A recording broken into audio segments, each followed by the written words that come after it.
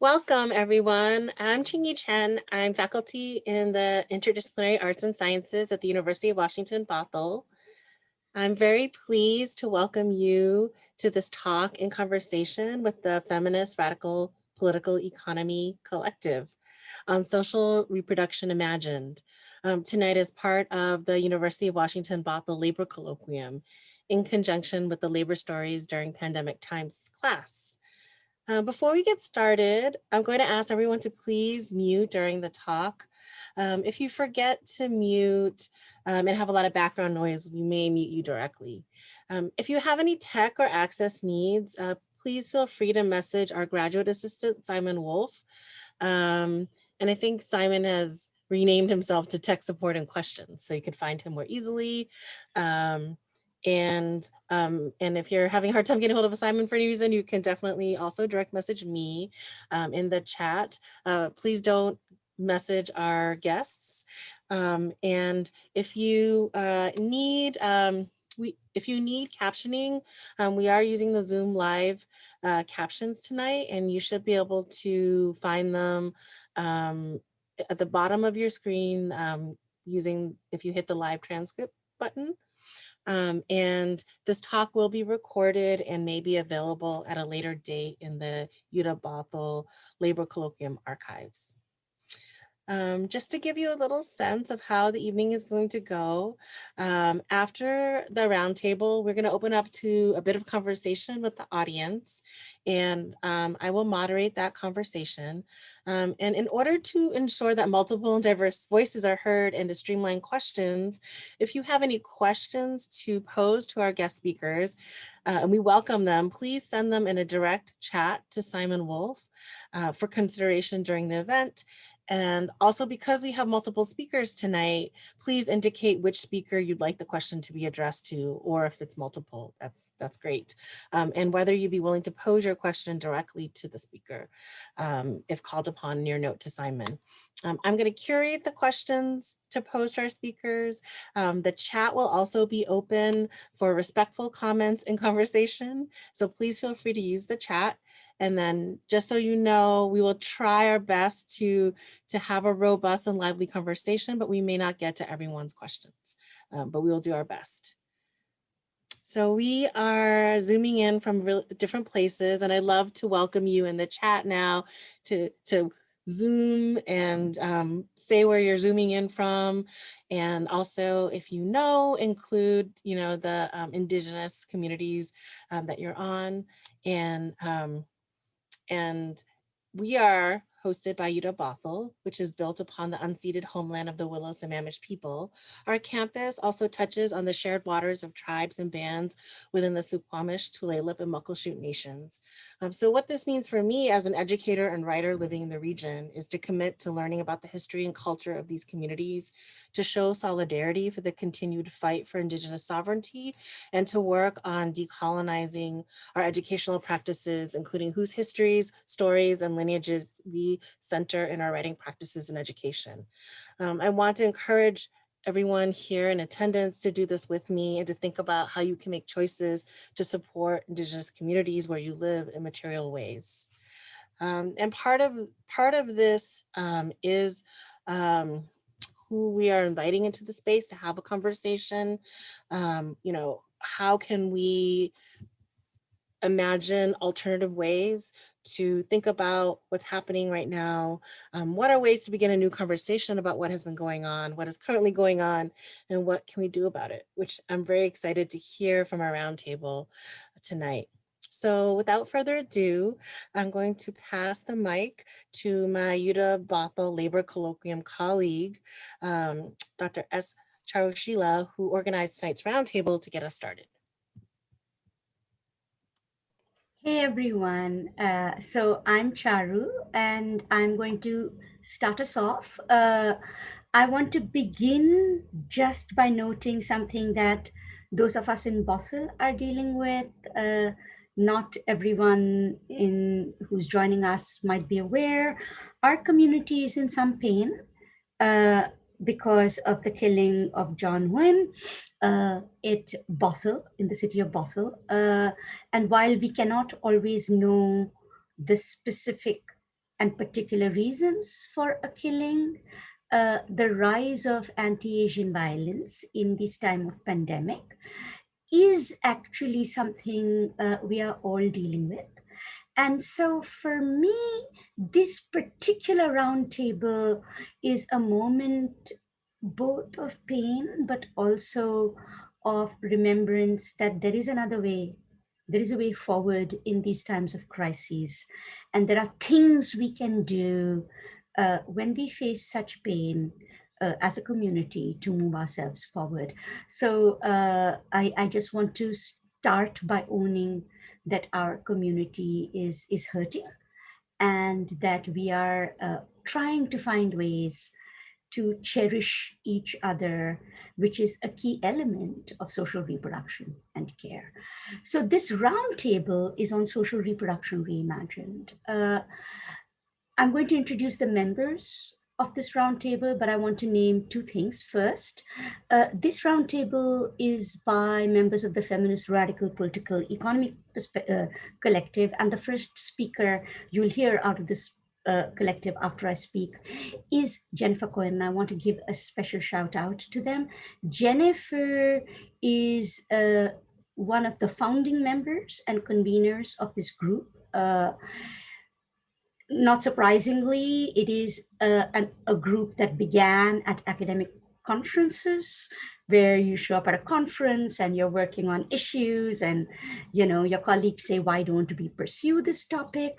What's really great about FRPE is that Jennifer has taken genuine initiative to keep a very disparate and diversely located set of colleagues in an academic conversation, even when we haven't had the normal modes of conferences and other things that keep our commitments going. So I want to name that even the fact that we are able to be here is an actual way in which people show social solidarity and care, and that this is social reproduction inside academia, which we very rarely recognize. We just call it service, and it's usually not valued as much when people go up for promotions, but service is the lifeblood of social reproduction.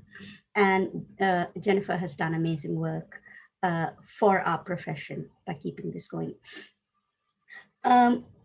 So this roundtable on social reproduction reimagined is a group of feminist economists who convened through the International Association for Feminist Economics, which is one, not the only, but one of our core places for meeting, where we spent a lot of time trying to think through what would the world look like if feminist economists, radical feminist economists' visions and principles anchored our approach to economic policy and approach to the world. The participants in our talk today, I'm going to do this alphabetically and not in the order in which people will speak, just alphabetically.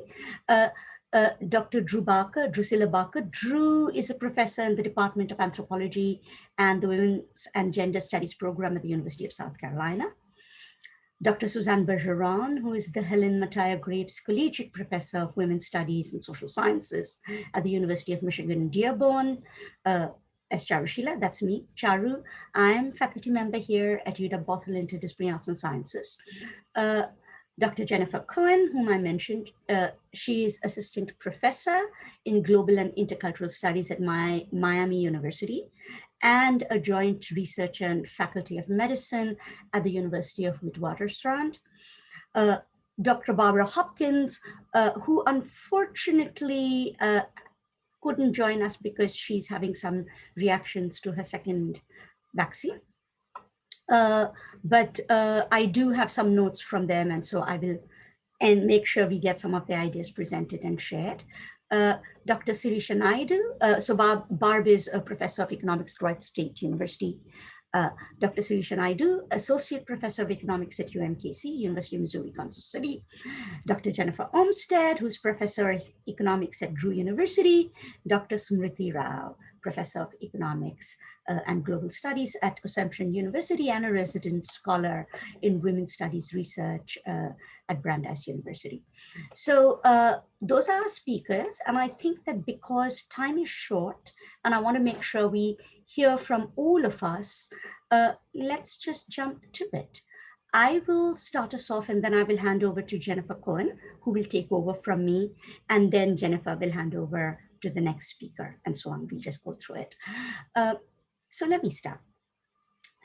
This roundtable on social reproduction was convened partly because the pandemic reminded us that all of us have seen the questions that are raised before us before. We looked around us and we realized, you know what, actually, many of the issues that are being raised, many of us heard in the 1980s and 90s. For those in the course attached to this, we gave you some readings which actually go back to 1985, 87, from the sort of Dawn Development Alternatives Women's Network Collective going back to the 1980s.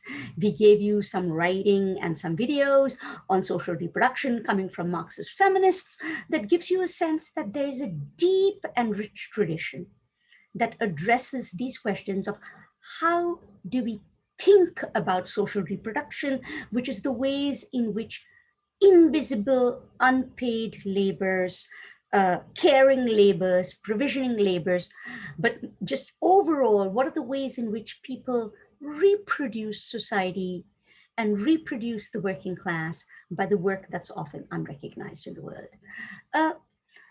And we pointed out that this idea of crisis is an old one. It's actually not new. It's something we've seen before. And we've had lots of feminist interventions on this. So that is where we begin. But we also wanted to ask what's new. And looking back, we realized a few items which are going to anchor our talks today.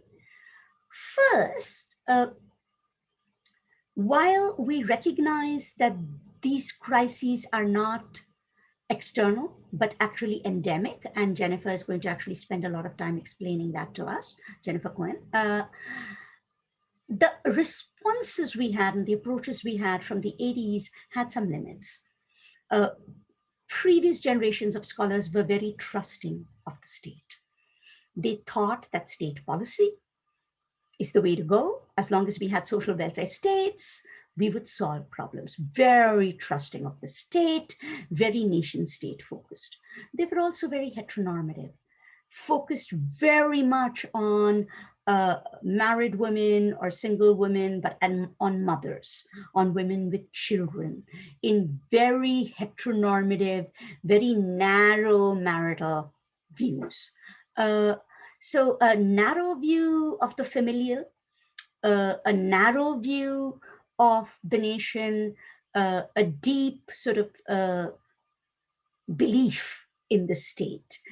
And so that means that while the issues are old, many of the solutions they proposed are not the best ones when we think from today's perspective, now that we have a better sense both of questioning the state and questioning heteronormativity.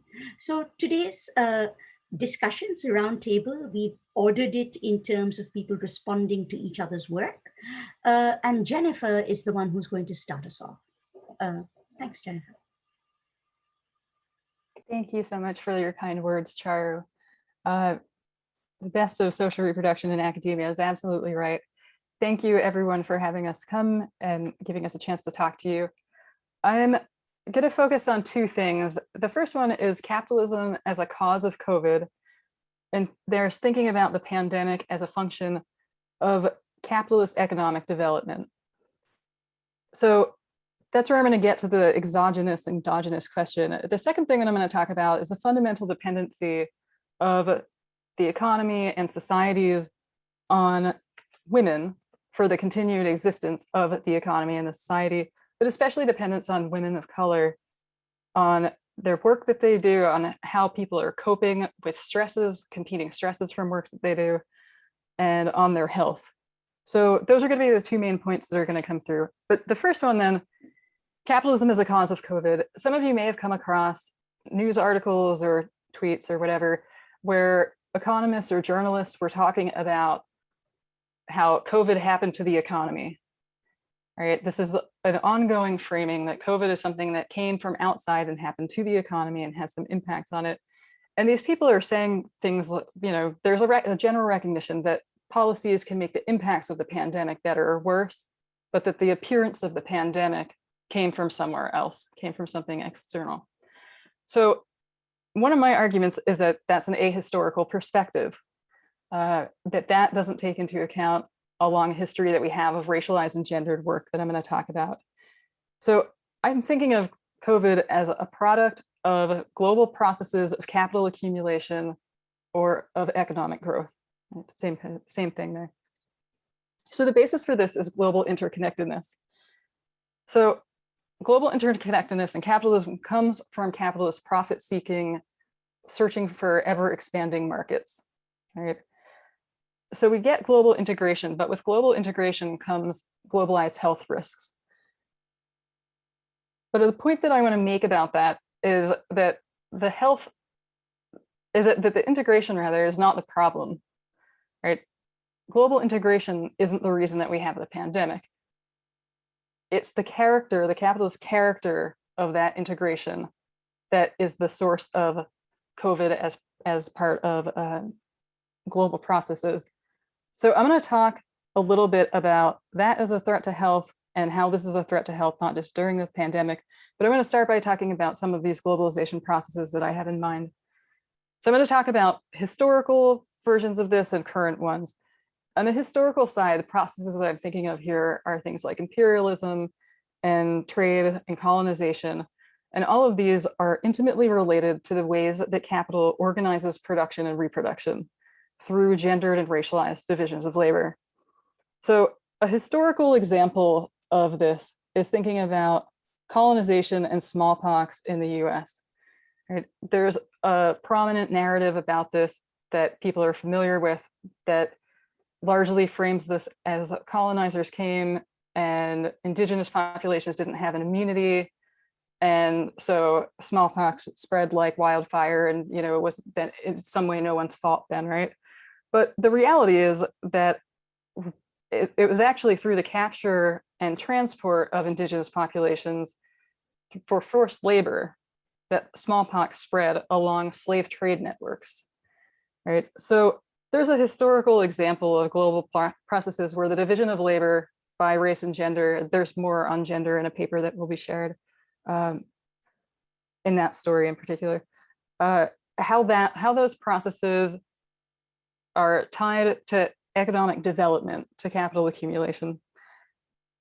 More recent things that I think of as processes that come along with economic growth are things like deforestation, factory production, urbanization, overcrowding, industrial agriculture, and climate change. Right? And these are all processes that accompany economic development. These increase the risk of pandemics and widen the scale of them. So deeply intertwined in this relationship between pandemics and capitalism then are legacies of slavery, discrimination, and historical, gender, racial, and global divisions of labor, right? And I just wanted to remind, the problem here isn't the global integration. The problem is the capitalist nature of it and how that has to do with organizing work. So one of the things that feminists do is examine how capitalism systematically creates and maintains gender and race hierarchies, right? With disproportionate benefits that go to dominant groups. So from a feminist radical political economy perspective, what we see is that integration continues to disadvantage populations that have suffered, while advantages continue to accrue to populations that have caused suffering. Right, so that's one. The second one is that the capitalist organization of work uses systems of oppression and creates vulnerable populations. And those are the populations that have suffered some of the worst impacts of COVID. For example, essential workers who are disproportionately women and people of color. But one of the main points that I want to make here is that that was all really predictable, right? The patterns of impact of COVID were extremely predictable. And that has nothing to do with COVID and everything to do with capitalism. Capital accumulation depends on oppression of women and BIPOC populations in paid work.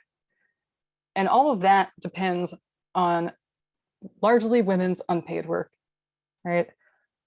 So women's work and their health are actually the foundation on which production and reproduction rely. And I'm going to talk about a particular group of women in a particular occupation. And this is really what I study largely in South Africa, but in the US as well. And that's nursing. So we know that COVID is a threat to public health, like for obvious reasons. We know people have been sick, right? But we also know that COVID is a threat to public healthcare systems, or to public health rather, through healthcare systems themselves, right? So when we heard about this in the media initially, it was all about the availability of ventilators and beds, right? Those things were considered like the capacity constraints in hospitals. Worker well-being is another capacity constraint. Nurses are the most common healthcare workers in the world. In poorer countries, this is especially true that healthcare systems really rely on nurses in fairly extreme ways. That means that nurses' mental health and physical health are also capacity constraints. They're critical to the ways that healthcare systems can function or not. So one of the things of thinking about nursing as an occupation is that we can put this in a social reproduction framework where we think about the reproduction of nurses on a daily and intergenerational basis, right? So on a daily basis, we need nurses to be healthy enough to make it to their next shift, right? What happens when a nurse gets sick is that they can increase demand for care while simultaneously reducing the supply of care, right? So that decreases the capacity of the healthcare system while also increasing demand on it. On an intergenerational side, we need new nurses to replace old nurses. And normally, prior to the pandemic, we would have thought about that as a retirement rate and a graduate replacement rate, right? Having to take into account morbidity and mortality, we have to add mortality to that set of concerns, right? And think about the reproduction of nurses and nursing as an occupation. One of the reasons that they're so important is that nurses' health is important to healthcare system stability, which is really important to public health and ultimately to societal reproduction as a whole, right? So we have societies that actually can't function at all without nurses, right? Without healthcare workers. And that means that things that are threats to healthcare worker health are threats to healthcare systems and are threats to public health and to society at large. So I want to put this just in context for a second by pointing out that there was already a shortage of nurses. The shortage was estimated to be 9 million nurses, a shortage of 9 million nurses and midwives in 2014. Now we have to bear in mind, to understand the scale of that, there were only 21 million nurses and midwives to begin with. So a third of what was needed was already not available, right? So I do field work with nurses. I did a bunch of interviews with nurses in South Africa. One of the things that I found was basically universal chronic stress, extreme stress. And this was prior to the pandemic, right? And so we could think about this a bit as a pre-existing condition of sorts, which is to say nurses' health, issues with nurses' health didn't start with COVID, even though we have heard more about nurses' health and healthcare worker health during COVID than probably any other point. But nurses' health didn't start with COVID. It actually starts with the gendered and racialized roles that they have in paid work. And there, if you look at the occupation, you'll see that women of color are concentrated towards the bottom, right? So their health issues start with gendered and racialized roles in paid work, as well as at the level of the household in social reproduction. So I want to go back to those two first points. The first one is that capitalism is a cause of COVID, that this isn't exogenous. And the second one is that capital accumulation depends on oppression and paid work, and economies and societies depend fundamentally on women's work, women's health, and women's ability to cope with stress, right? Out of those come two other points. The first one is, if you zoom out a little bit from what I just talked about and think about this on a global scale, you see inequality between the global north and the global south, right?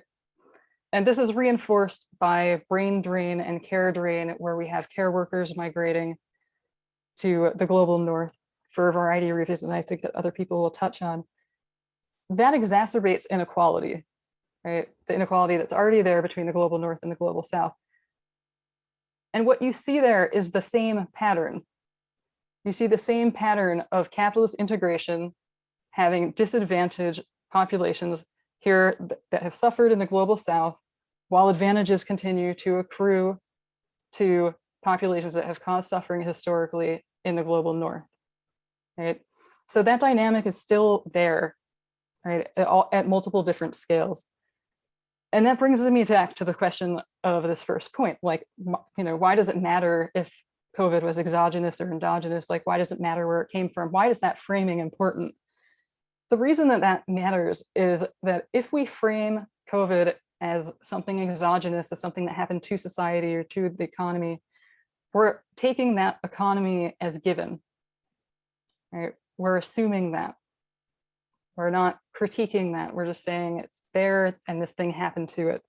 So thinking instead with the pandemic being endogenous, what that does is make capitalism itself and capitalist structures and the capitalist organization of work suspect and at least subject to interrogation.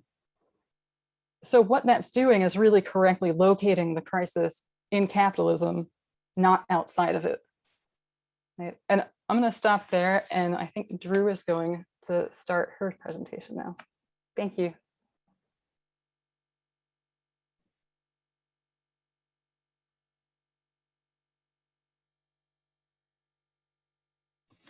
Drew, I think you're muted. Okay, sorry about that.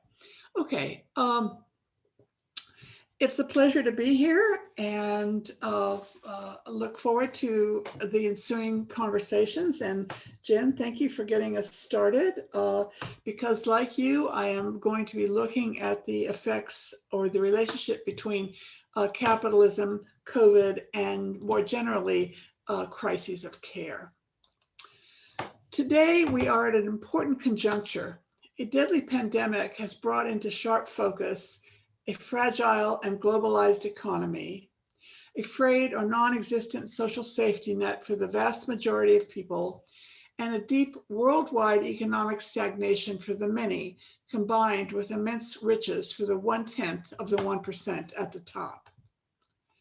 This conjuncture brings into sharp focus the long existing contradiction between the needs of capitalism to accumulate profits and the needs of human beings for the basics of social reproduction. As this contradiction becomes acute, it becomes a crisis of care. So the contradiction is not new, but it is unique to capitalism. Prior to the emergence of capitalism in Britain and Europe, when peasant families grew their own food and made their own clothes, there wasn't a radical separation between social reproduction and production. Similarly, we do not find this contradiction in societies today with simpler economic systems, such as the tribal peoples in the Brazilian rainforests, the Sami reindeer herders in Finland, and the pastoral communities of sub-Saharan Africa. Although these communities continue to face grave dangers from mining, tourism, and environmental degradation. As capitalism developed and spread in the global north, so did the idea that social reproduction was the province of women within the private family. Even today, although two-earner families have become the norm, social reproduction remains the province of women. The question now, though, is which women? And that question was answered by the emergence of transnational markets for domestic labor. From the 1990s until recently, we saw a regime wherein young women from the global south left their countries and families to care for the children and the elderly of the more affluent people in the global north. Shifting the burden of social reproduction from one group to another effectively divides the world's peoples into those who are able to enjoy a comfortable standard of living in close proximity with their families, and on the other hand, those who do the work necessary to make that happen. This divide among the world's women and among the world's peoples, really, although it is more of a continuum than a clear boundary, is at the heart of the crisis of care that has been brought to ahead by the pandemic. Now, one thing that is unique about this crisis is that the usual resolutions cannot work, because stopping a highly contagious disease requires isolating infectious people. This isn't graduate level epidemiology. It is something that people have understood at least since the Black Death devastated Europe. But here is the rub. Due to the fact that potentially contagious people may remain symptom-free for up to 14 days, means that the scale of isolation required will have a devastating effect on capitalist profits. And this also partly explains why the pandemic has become so politicized. The trade-off between workers' health and corporate profits is definitely a real one. Moreover, staying home is not feasible for everyone in an industrialized economy. Our livelihoods depend on supply chains remaining open, farmers growing and harvesting food, retail outlets offering that food for sale, factories manufacturing medicine and medical equipment, and healthcare workers providing much needed services. The workers involved in these activities are essential workers. But rather than a solution that recognizes, valorizes, and properly rewards these workers, we are going back to a de facto forced labor regime. In order to keep body and soul together, many people are being virtually forced to work under risky and potentially fatal conditions. Capitalism has never been known for its benevolent attitude towards health and safety of labor, and things have not changed in this respect. However, two things have changed. First, as digital technology has allowed many people to work from home, the boundary between work and leisure, between work and home, has become blurred. Working from home is a great solution till we factor in young children. And since the old solution of commodified and outsourced childcare isn't working, parents must take up the slack. They must become caretakers, playmates, and teachers. We know that this work is falling disproportionately on women and will have far-reaching ramifications for the wage gap, occupational segregation, and the glass ceiling. Second, because the 14-day incubation period of the coronavirus, it is no longer possible to isolate at-risk essential workers from others. Consider this example.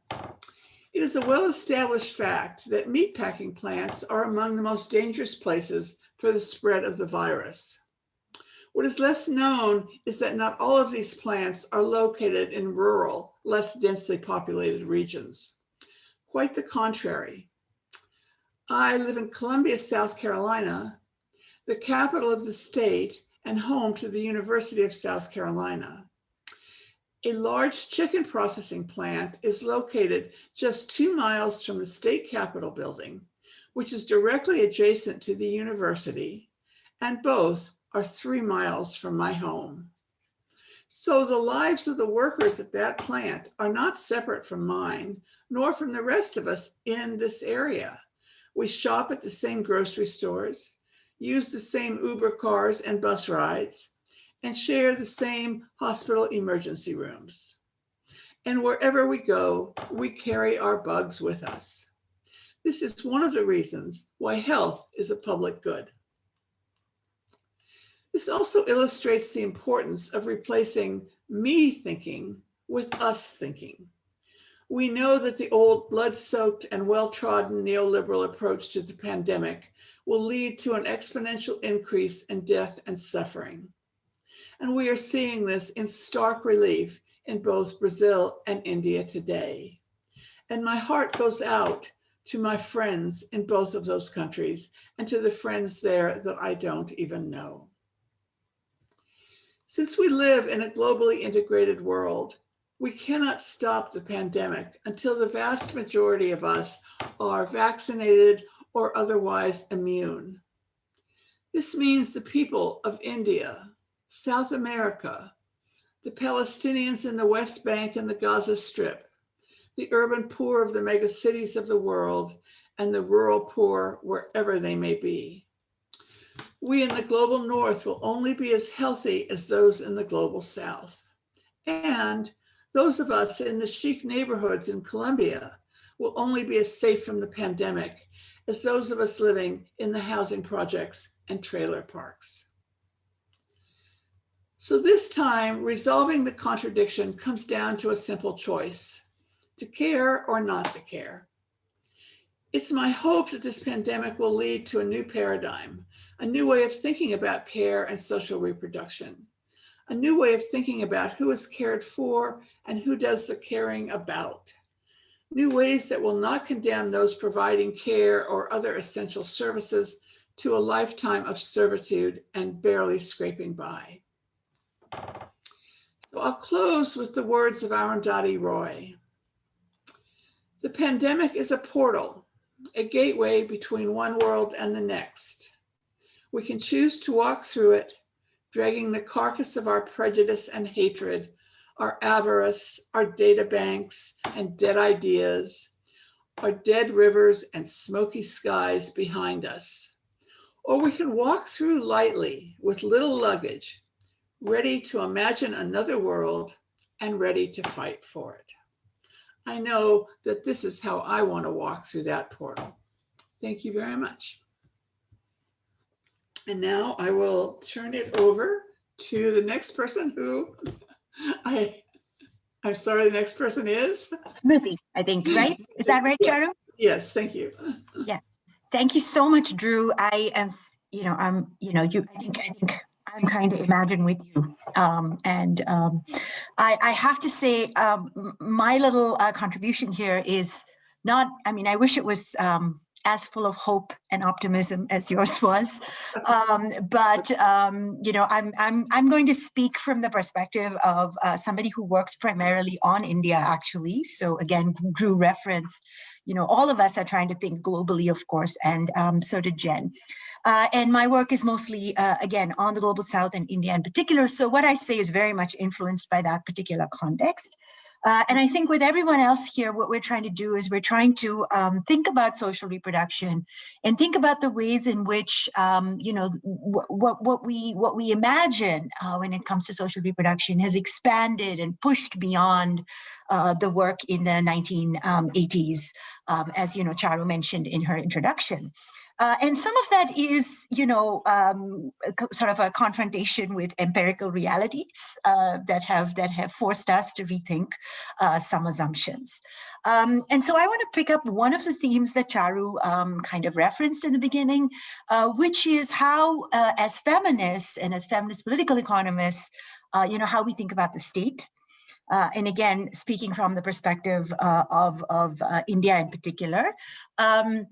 And the second thing I want to talk about is, the ways in which, that central project of a lot of feminists who worked on social reproduction, that central project was to push the understanding of what is work beyond these limited, narrow conceptions that, were completely all over economics and all over state policy, whether those economists were so-called mainstream economists or heterodox economists.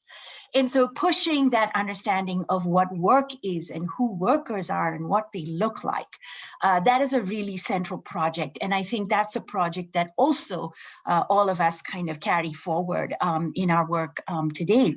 And that we hope, all of you will forward even further. So speaking again from the context of India, one of the things, Charu pointed out was that, I think, it may no longer be true in the global North, but I do think a lot of that early literature, which was some of it rooted in the global North, did, and maybe to some extent continues to trust in the capacity of the state, and continues to ask the state to subsidize social reproduction, right? And again, we've heard from the Biden administration a couple of, really large efforts in that direction. And so reveals a sort of hope that the state can actually be part of this solution.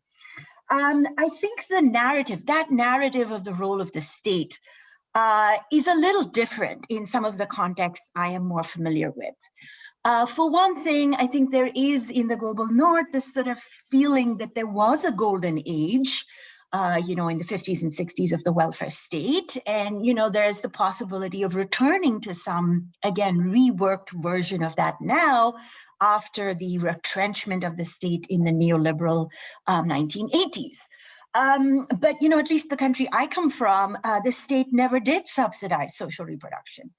It was actually not until the 2000s, not in the 20th century, but in the 21st century, that in response to grassroots struggles, something resembling social welfare programs at a sort of nationwide level really started to come into being.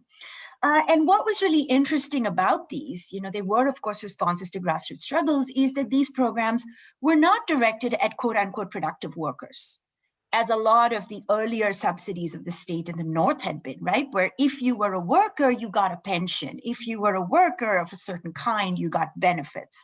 And again, a lot of feminists pointed out that women's unpaid work was not included in that calculation. So, in India, the social programs that did expand in the 2000s actually did not target quote unquote productive workers as a category. They targeted demographic characteristics like being rural, for example, for various reasons. I won't, kind of get into the details of those programs, but that's sort of one interesting feature, is that they do reflect this much broader conception, or they're not targeting that narrow conception of the productive worker. And I'll come back to that in a second. And then the second, piece of thinking about the state in the global South, if you're a feminist, is, through long and bitter experience, and despite this, reemergence of some kind of social programs in the early 2000s, we knew, we expected, and indeed we got the backlash within a decade. And India, the regime in India is now extremely hostile to any kind of programs, and barely is keeping alive those social programs that were instituted in 2000s, even through this terrible, terrible pandemic in the Indian context.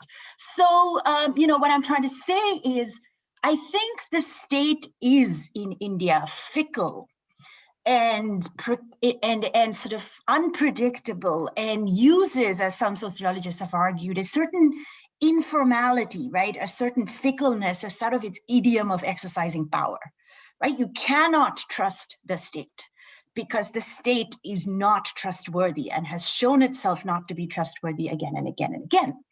So the question that then this raises is, what does it mean to reimagine this world where social reproduction is centered when, you cannot rely on the state as an ally? You cannot ask the state for more subsidies, right? And in any substantial way as part of that reimagining and that work. And I don't quite have an answer to that question of what does it mean to do that reimagining without thinking about the state as playing a central role.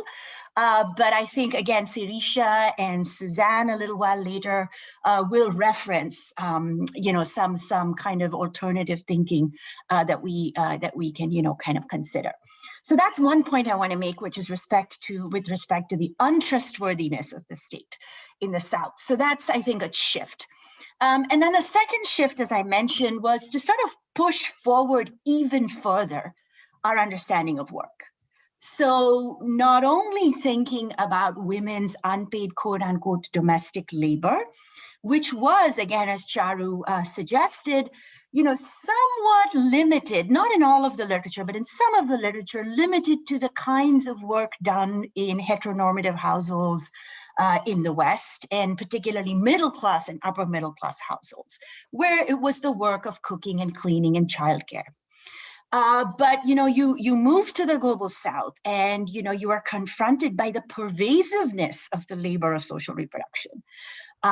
Given how precarious, quote unquote, productive work is, right? Because what we have seen in the global south is that while agriculture has, as expected, become a smaller share of people's livelihoods, and this is what a lot of the older development economists expected, what has not happened instead is an expansion of the kind of relatively high wage, relatively stable, proper jobs that we all kind of understand here, right? Where jobs that come with benefits and are stable, and you go to the same work site every day.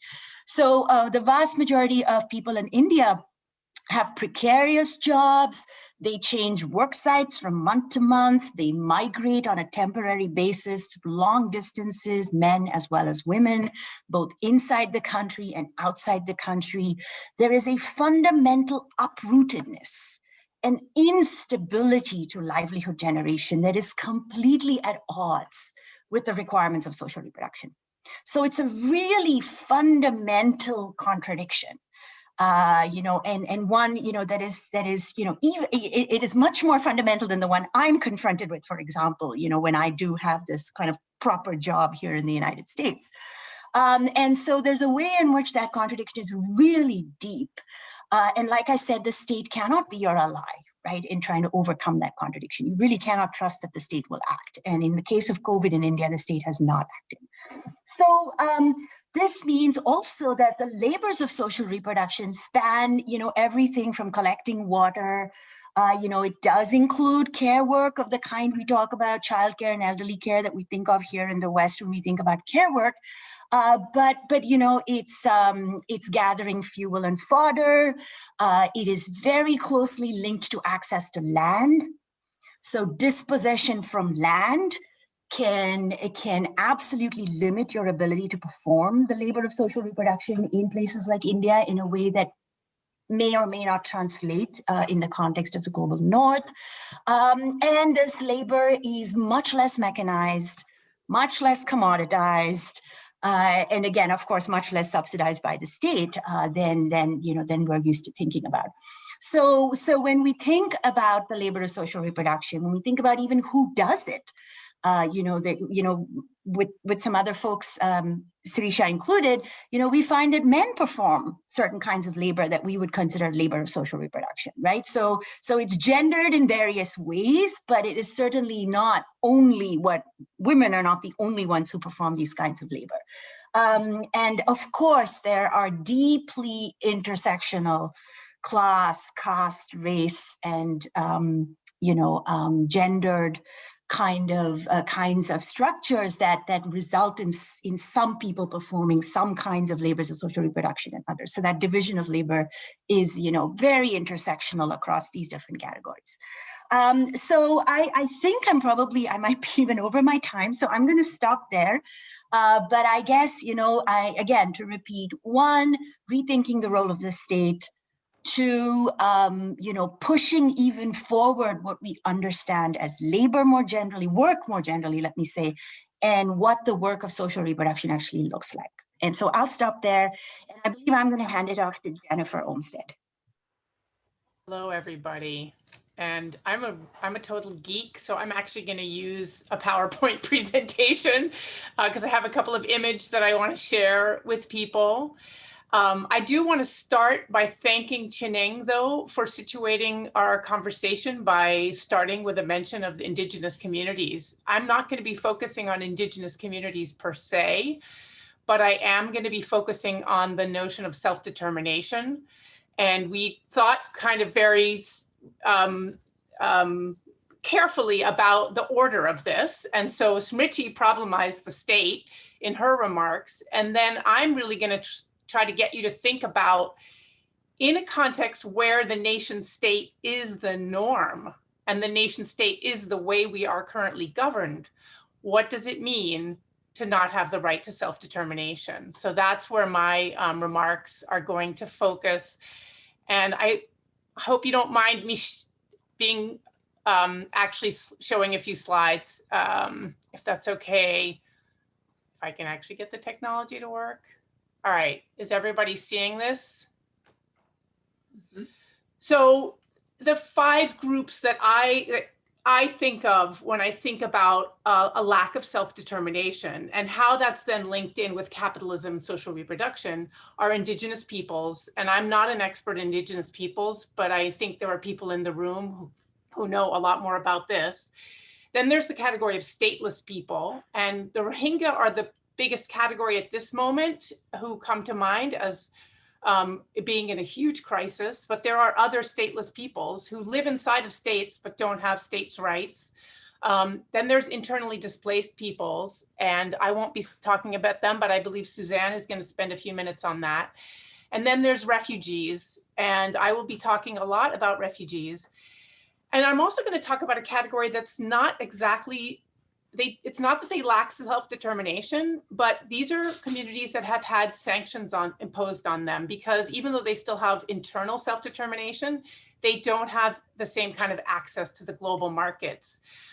I have a link here. I just wanted to, in case people are not familiar with the data, I wanted to quickly share some global trends. And there's a couple of things that are worth remarking on about this. 79.5 million forcibly displaced people right now, most of whom are refugees, actually most of them whom are internally displaced. And then you have the refugees and the stateless. But what I wanted to point out is that 85% are hosted by developing countries. There's a myth out there that the West is so open to refugees, but in fact, almost all refugees are actually housed by other global South communities. And if you look at these data, can everybody see that? You have Syria is number 1. They're mostly being housed in Turkey. Venezuela, and this is actually an interesting trend because UNHCR has never included an economically displaced group. So Venezuela normally would not be in this statistic because they're not officially recognized as refugees. But for the first time, UNHCR has actually included them as a community in crisis. They're being hosted by Colombia, which just finished a civil war, right? And is still recovering from a huge disruptor to their economy. Afghanistan is being hosted primarily by Pakistan, but also by Iran. Iran doesn't quite make the list. Then we have South Sudan, Uganda, and then Myanmar. And Germany just got added to the list. Up until last year, actually, there was no Western country in the top hosting. So the global South was where most people were being hosted. I think this is also an interesting data to look at because you have some countries like Lebanon where 1 in 7 people is a displaced person. And that is a lot for a society to absorb. The Jordanian numbers are actually wrong because the majority of Jordanians are actually stateless people. The Palestinians make up the majority. They're not included in this data. So for Jordan, we're actually talking about the Syrian and the Iraqi refugees, but not the Palestinians. I think that's all I wanted to say about the data. Are we back seeing the PowerPoint again? Mm-hmm. Okay, good. So why is self-determination linked to social reproduction? And, first of all, I think identity in the world governed by nation states, what does it mean to be outside of that structure, right? You just don't have the same kind of ability to control your circumstances. And as much as Smriti very correctly points out that the state has failed in many global South countries, the state still does play a role, however flawed, in providing some form of infrastructure and services, schools, hospitals, and roads.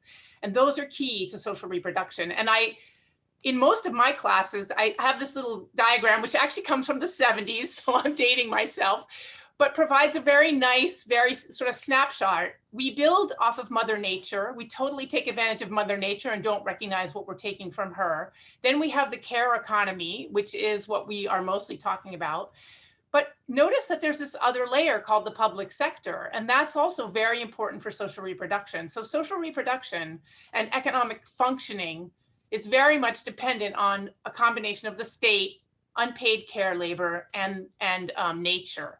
And I think that, so when this part is missing, what does that mean for a society? I'm just going to spend a few minutes on refugees because that's the group that I'm most familiar with. Refugees are both in and outside of capitalism. The most important thing to know about refugees is that international law actually forbids them from working for pay. One of the conditions of being a refugee is that you actually agree to move to another country but not work. But of course, economic survival requires people to work. So refugees are in quite a dilemma because under international law, they're not allowed to work, but capitalism requires them to work. In the short run, they can depend on some aid, but that aid requires cooperation from the international community. And in the longer term, most refugees, and I was recently on a UN panel where they were saying that the average refugee community is outside of their home country for 10 to 12 to 15 years. Like imagine living in a space where you're basically forbidden by law to work. There's also, I pointed out, this false dualism between refugees and economic migrants, because obviously economic precarity and also causes people to move, but those people don't get the same international recognition of their right to a livelihood as refugees do. I've already covered sort of who bears the burden. We talked about that. It's important to note that these groups, because they don't have a state, basically they're at the whims of the global community, and the UN provides services, but there's no role for supporting markets or advocating for rights, even if the state is flawed.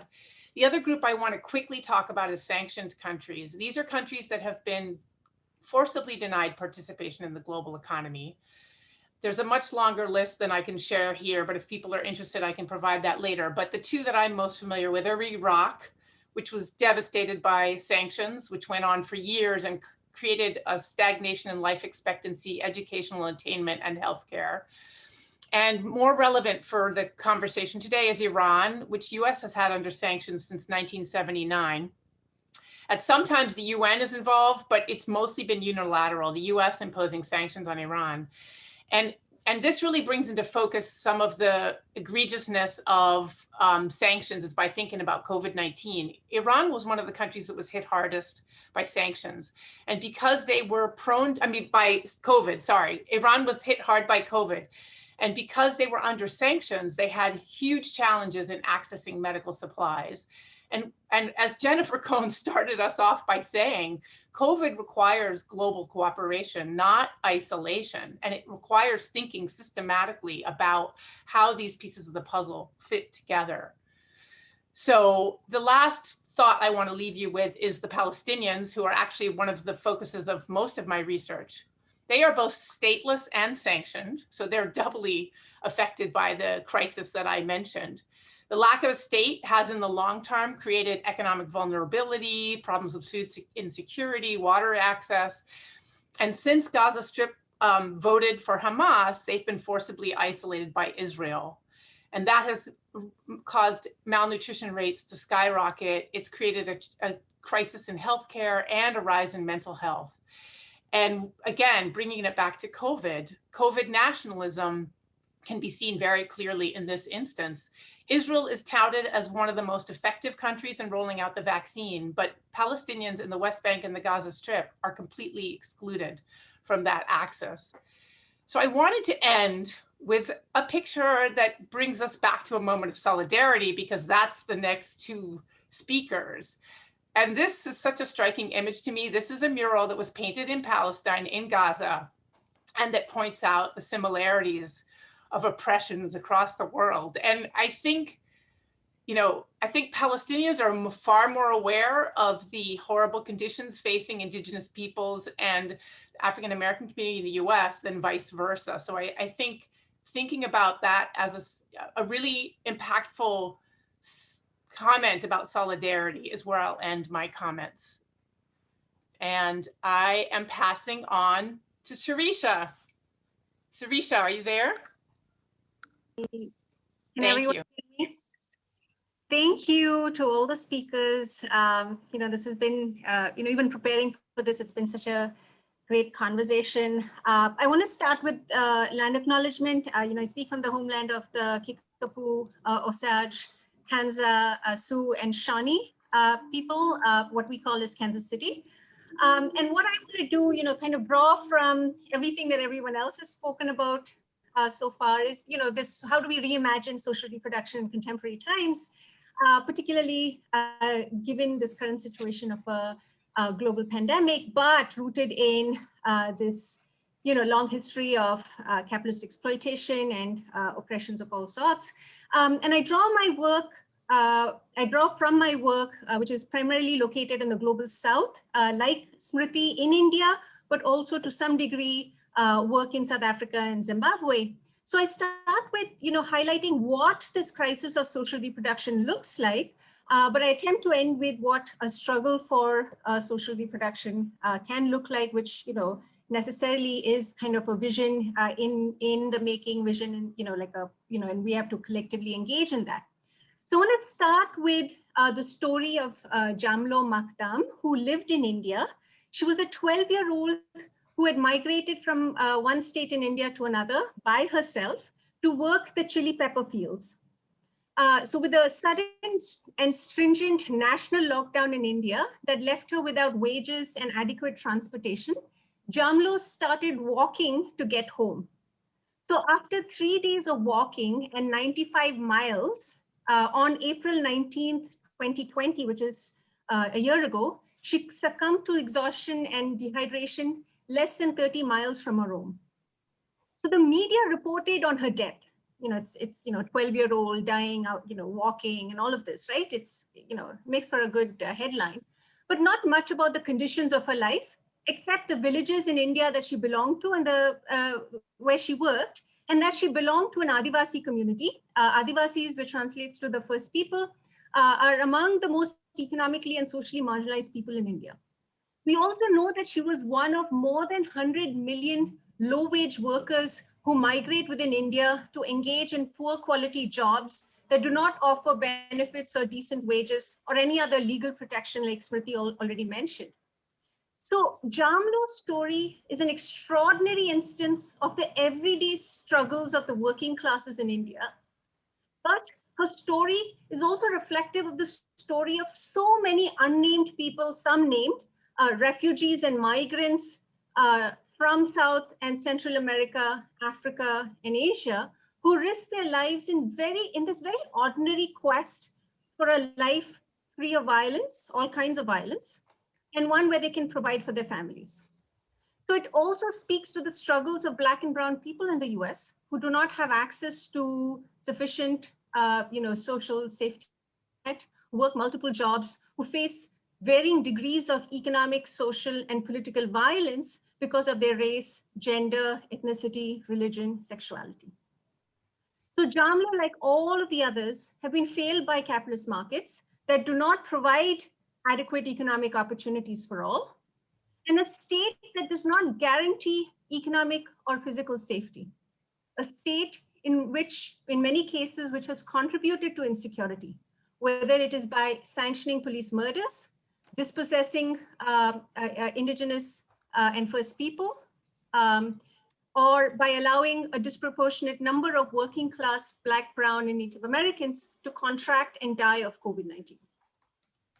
So in short, or in other words, neither the state nor markets have provided sufficiently for the vast majority of the working class men and women around the world. And of course, I could throw a lot of data at you, but we're all experiencing it either ourselves or we're experiencing it in our communities. So this situation is exacerbated by the global economic and political order that has disallowed the distribution of vaccines and other resources to the poorest countries and the most marginalized among them. Primarily, intellectual property rights playing an important role, the profit motive playing an important role. India, which is in the throes of a severe second wave, is facing a devastating shortage of oxygen, hospital beds, vaccines, and people are facing severe economic insecurity. So even if Jamlo had survived her trek back home, we can be sure that she, like many others living in other low-income countries in Africa, Asia, South and Central America, would not have received the vaccine anytime soon. So Jamlo is just one instance of what the crisis of social reproduction entails. This crisis of social reproduction requires this, or has forced people to despairingly rely on gendered household labor that the capitalist economy and the state take for granted, either by compensating this labor with low wages or not compensating it at all. So this gendered labor, and Smriti kind of talked about it a little bit, can take the form of wage labor, typically precarious and low-waged. It can be care work of the young, sick, and elderly, but also unwaged domestic production. So in the global South, there's a vast majority or significant proportion of the people who still produce for consumption outside of the capitalist workplace, but not outside of capital. And a significant proportion is undertaken by women. Now, this labor is absolutely important for everyday survival of their families, and it involves physical effort. So, for instance, fetching firewood for cooking and heating, it's literally backbreaking and tedious, and it relies on having access to the natural commons. So firewood is collected and not purchased, which means that as common lands are being privatized, and usually the collection happens from common lands, and as common lands are being privatized, appropriated, or given away to corporations under the direction of the state, it has become women's work, this of providing for the family, of providing food, heating, etc., has become increasingly even more difficult than it used to be. So the economic alternatives of employment in the market, however, also do not offer a way out of poverty. So women in the garment producing industry in South Asia, for instance, work under very harrowing physical environment with low pay, sexual harassment, and unsafe working conditions. So many of you probably remember, and if you don't, maybe you might want to look it up. The Rana Plaza collapse in Bangladesh, which killed more than, this is, in the Rana Plaza is a building where a lot of manufacturing of garments was taking place, and it killed more than 1,500 and injured more than 2,500 people.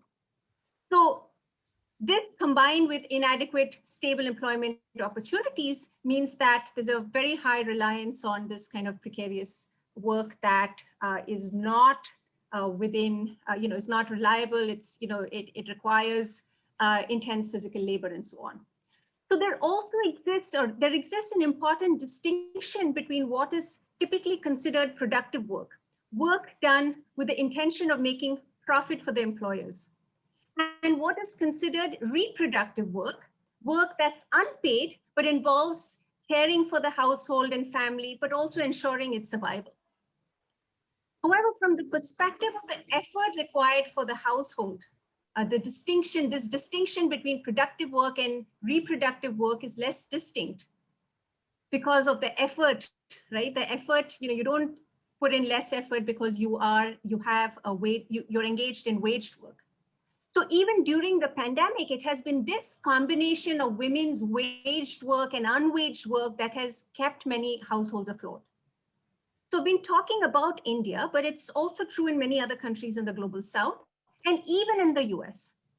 So women, for historical reasons, have been charged with keeping households and communities stable, right? So not all women, of course. The burden of this work rests on the shoulders of working class women and is often racialized and caste-based.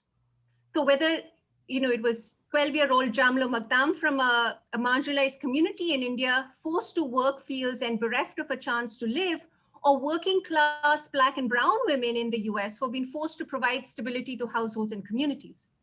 So their histories are different, the contexts are different, but they face a situation where they, and not the institutions of market and state, have provided for the reproduction of their families and for communities.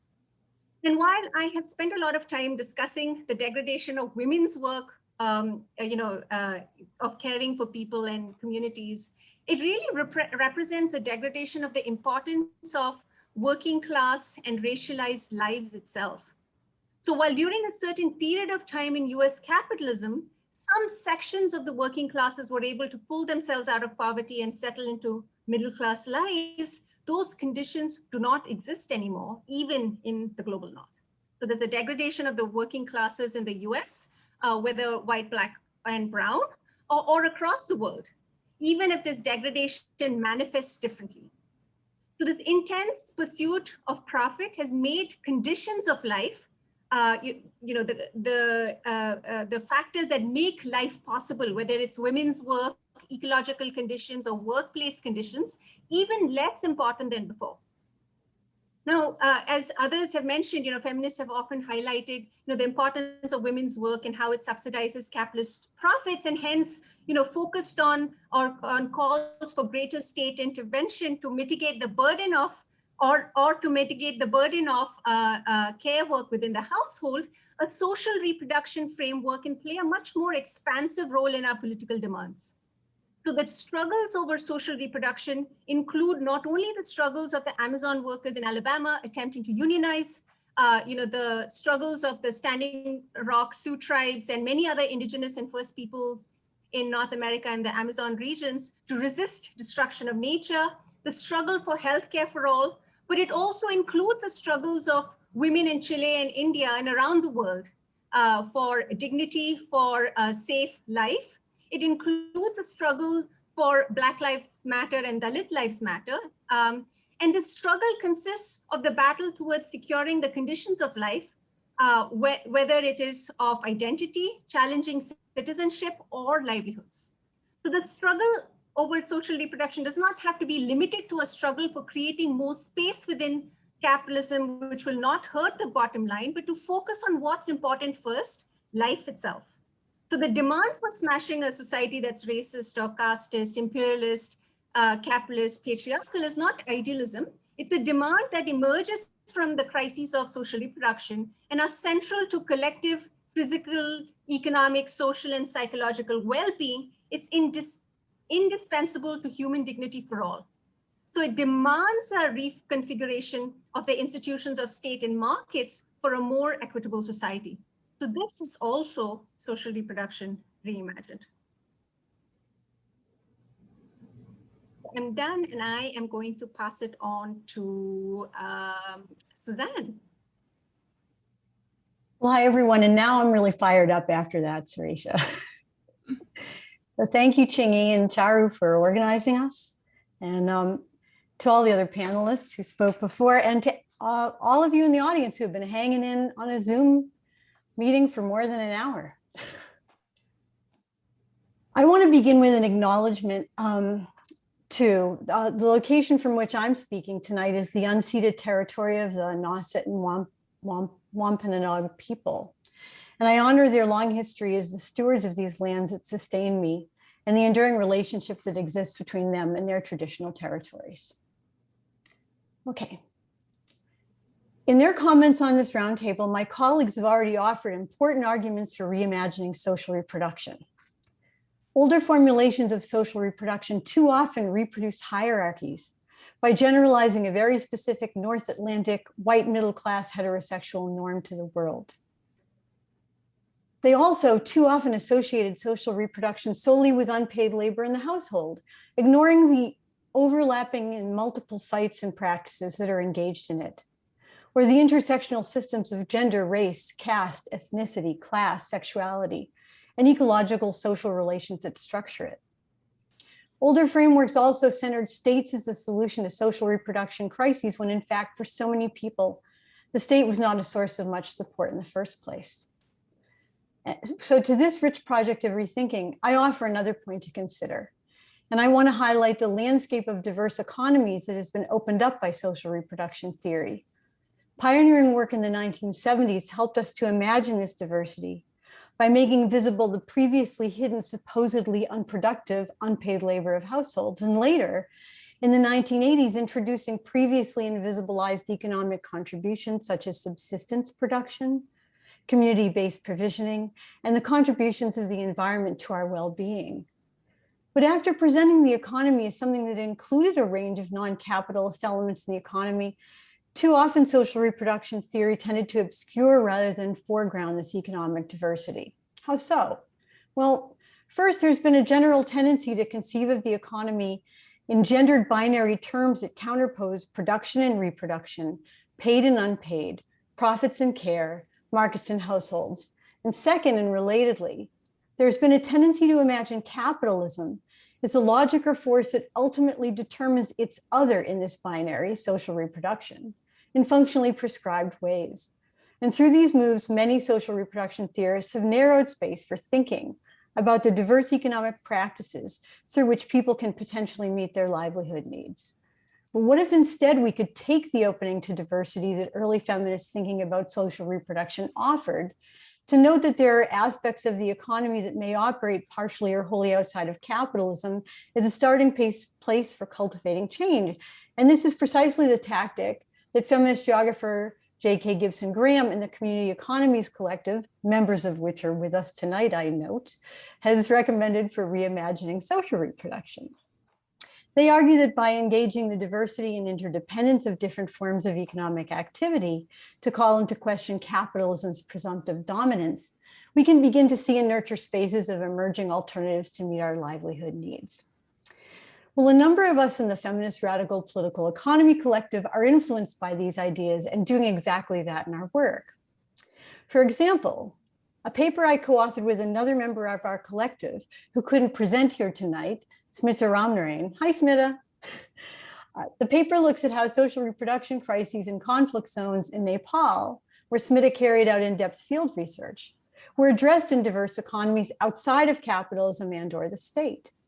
Our paper highlighted the important role of women's savings and credit cooperatives in supporting and stabilizing members' abilities to provision for themselves and their families. First and most obviously, these cooperatives provided access to crucial loans for women farmers, which allowed them to preserve their farms and provide education and nutrition for their children. Further, in the absence of any state support in these conflict-afflicted areas, the credit cooperatives ran health camps for the community, organized the pooling of resources for childcare, and mobilized the community to address women's safety from harassment and violence. They also created safe houses and financial support for women who would otherwise not have been able to leave abusive home situations. Another example for rethinking social reproduction outside of market logics is from the work of Carolyn Shanaz Hossain, a fellow traveler with our group. She studied the impact of commercial bank-launched microcredit initiatives in African diaspora communities in the Caribbean. While many of us tend to view such financialization schemes as an instance of neoliberal development at its worst, aimed at drawing poor people into the global cash nexus and depleting their ability to provision for themselves, and, by the way, a very fair critique in many cases, Hossain's research reminds us that capitalist attempts at exploitation are not always necessarily successful. In the cases that she studied, the microcredit loans that were supposed to create indebted informal sector entrepreneurs were instead used to support successful solidarity economy ventures, such as cooperatives and social economy initiatives aimed at supporting the needs of the community.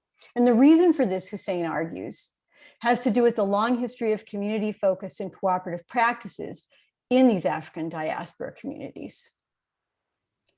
Another important set of cases to consider in this regard are the forms of autonomous organizing that have taken place in Argentina, Bolivia, Brazil, and Mexico over the past couple of decades, including movements successfully organizing for land rights, taking over and collectivizing abandoned factories to meet poor people's needs for survival, organizing farms to ensure food security in communities, and just generally engaging in collective searches for alternatives to produce change for a better future. Rather than accepting that capitalism has foreclosed all alternatives, these social movements are characterized by a hope that in trying out alternatives focused on a just economic system that centers provisioning, not profits, another world might become possible. A final example to whet your imaginations comes out of queer scholarship's aims to challenge the fixation on state solutions that characterizes much of the social reproduction literature.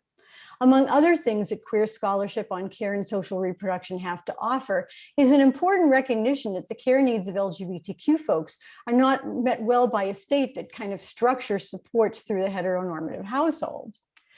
Further, this scholarship offers myriad examples of alternative ways of meeting social reproductive needs in the queer community historically, such as meeting the health needs of those with HIV/AIDS and taking care of homeless trans youth and other vulnerable populations. Dean Spade's recent work discusses this at length, focusing on how queer alternative economic practices can be seen as part of a long history of mutual aid in the context of social movements resisting capitalist domination, such as the Black Panther survival programs of providing medical clinics, education, free food, and the like, as well as mutual aid disaster relief, such as mobilizations in the wake of recent hurricanes in Puerto Rico. And of course, mutual aid has been a way that social reproductive needs have been met in the context of this pandemic too, through the provision of free food to neighbors, pooling of resources of child and elder care, shopping for each other, and much more. Now, some may balk that mutual aid efforts are simply filling in the supports that the state should be providing, thus assisting rather than challenging neoliberal modes of capitalism. But let's remember the challenge to the state's vision that others on this roundtable have offered, that for many people, the state was never much of a source of support in the first place. And more broadly speaking, to assume a priori that mutual aid will be co-opted by capitalism ignores the long politics and savvy tactics of mutual aid efforts coming out of social justice movements. So to wrap up, recognizing diverse economies as a way of holding space for alternatives is another thing that we can add to the project of reimagining social reproduction. Thank you.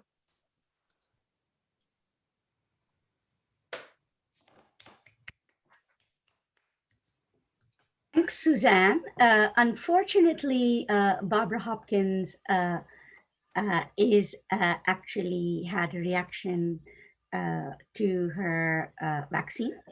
And so for needs of self-care, wasn't able to join us. I have a few comments. These are not her comments though, because I do urge you to read her work. I've integrated a few items that are things that she would have said, but I also decided to use the opportunity to close our roundtable by adding a few things of my own. So I'd like to end us in terms of reimagining social reproduction by acknowledging that this space has been given to us by a creative writing class, where part of what is at stake is to realize that we don't have to treat the economy as a pre-given, and that we can use collective memory, including memories, and I'm going to talk a bit about this, of radical transformation, of support for each other, and the stories and activism of large numbers of feminists, past and present, on how to do something different and how to create a different world. Given that there's community memory, speculative fiction involved, I also want to dedicate this final bit to somebody dear, no longer, you know, but somebody I encountered when I was in graduate school at UMass Amherst, where many of us were. In those days, before he left, he used to be there, Samuel Delaney. Chip taught science fiction literature over there. And for people who know his work, he wrote about the Black experience using science fiction. And he wrote about imagining the nature and meaning of freedom and the nature and meaning of support. And he wrote in the middle of the AIDS pandemic to talk about what it meant to be queer and trans and Black. He wasn't trans, but about, you know, marginalized communities, people who were excluded, people who were non-normative, and as a Black man, imagining what would this world look like if we could imagine a different way to live in this world. This is one of his most enduring contributions. And if you've read his work, you know that for him, the imagination of freedom was deeply tied, not to the concept purely of freedom from, the right to do A, B, or C, which is one vision of freedom that people have, where the state figures as a restraint. Why are you making me mask? Which is one thing.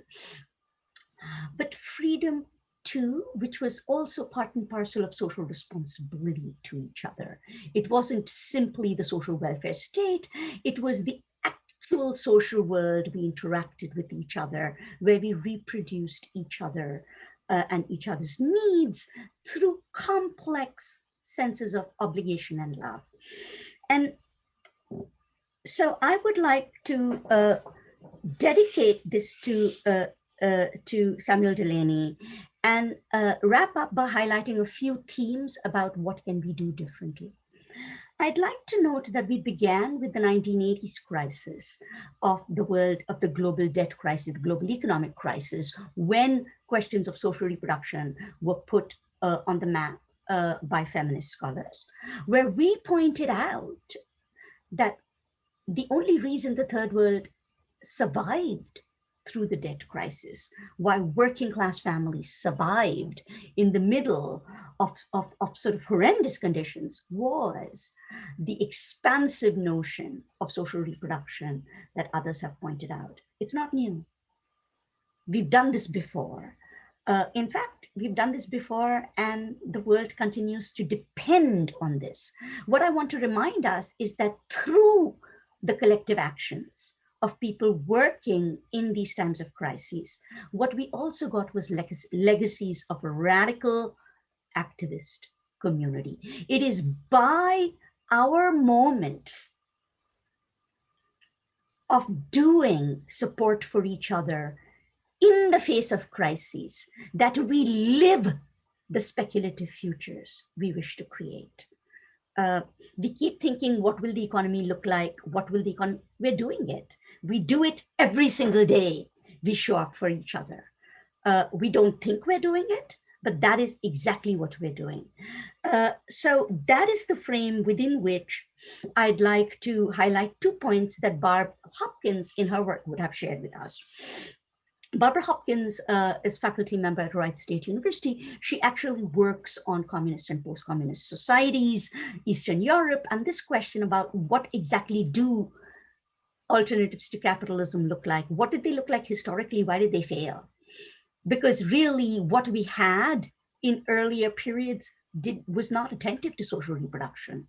It was not the kind of state that feminists have ever had in mind. So what would our alternatives to capitalism look like if we had to think about them? In terms of that, part of what Barb points out is that we need not just think about how we will take over the state.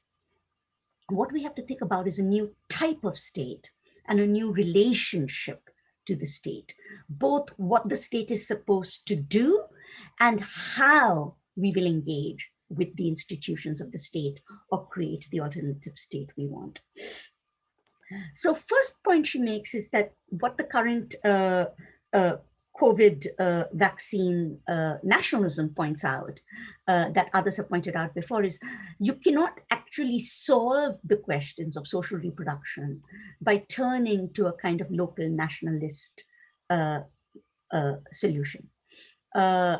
The plights that we've seen here, whether of immigrants and refugees, as Jennifer pointed out, are sites we have seen with populations at our borders, around just down the street from us at Tacoma, where we know that you have one of the biggest for-profit immigration detention centers in this country.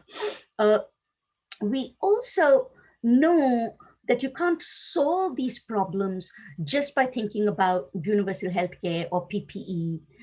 Sirisha in other work has pointed out that if you think of PPE or things like stay home, stay safe, the homeless don't have a home to go to stay home and stay safe. Wash your hands. If you're in Flint, Michigan, probably not the best solution, right? So there are deep systemic inequalities that the assumptions we make about how you will provision and stay safe come to the fore. But in the face of recognizing that, we have also seen people address these limits and think about alternatives. Most of us are part of Buy Nothing groups or part of sort of COVID relief groups. Here in the Pacific Northwest, we have the Social Justice Fund that has worked very hard to try and think of alternate economies and how to fund that. Two very major solutions that have come up in the economics literature are things are two major solutions that Barb discusses. One is building co-ops. What Barb points out is that the co-op movement is useful, and it is something that many people in our own diverse economy group have pointed out, that it's a way to sort of address the capital-labor relation by building cooperatives. The limit there is that the cooperatives don't address social reproduction. The second has been participatory democracy, but it hasn't been very good at thinking about social reproduction and how you bring that into the structures of the state. So let me end here. It's really worth looking at Barb's work on this, but I'd like to point out that we have, all of us, experienced and thought through alternates. We just are not used to thinking of them as actual sustainable radical economic practices. And I think that part of what this group is saying is that's the only way forward for all of us. Let me stop there. Thank you.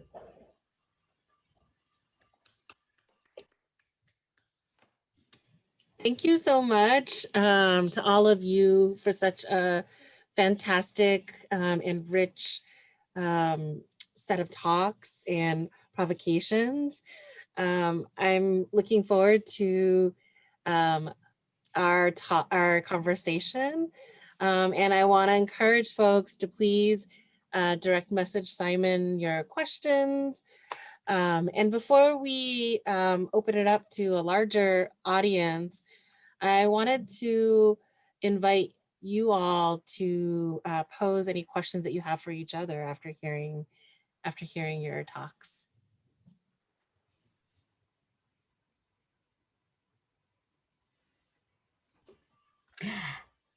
We've been talking to each other for a long time. So as I said, this roundtable is the result of Jennifer Cohen really stepping up, along with Smita, who wasn't able to join us, but she was one of the founding members of FRP as well, to ensure that in the absence of conferences, the normal mode we have of sustaining ourselves intellectually was maintained. So we'd love to hear from the audience. Well, maybe as we wait for the audience to formulate questions, let me ask you, any of you who want to talk, how did you, can you talk a little bit about your journey to where you are now? How did you learn about or develop your projects, your ideas? We have some, I think some folks who are starting out their journey, and I think that would be helpful to hear about how you started yours.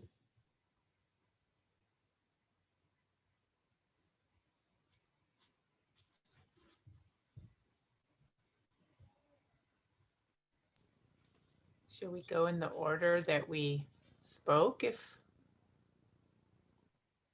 that makes sense. I was wondering who to call on. I was hoping for the reverse order.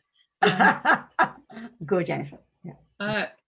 My journey in terms of getting to feminist radical political economy is a little odd because I hadn't taken an economics class before I started my PhD in economics. I studied human geography, sociology, and international relations, global political economy before I started. In terms of landing on projects, though, I mean, the thing about grad school is always that you get to be closer and closer to the things that you want to work the most on, right? And that's really like, it's liberating thing to realize that that's what you're doing in the process of also not doing other things and separating out what you're actually interested in. So, I mean, for all of the changes that I made from, different fields and all that, and now I'm ostensibly working in health economics, follow what you're really interested in and make space for yourself in it, and find a really supportive, amazing groups of people like these. I'll go next. And I just want to support what Jen says about finding the amazing groups.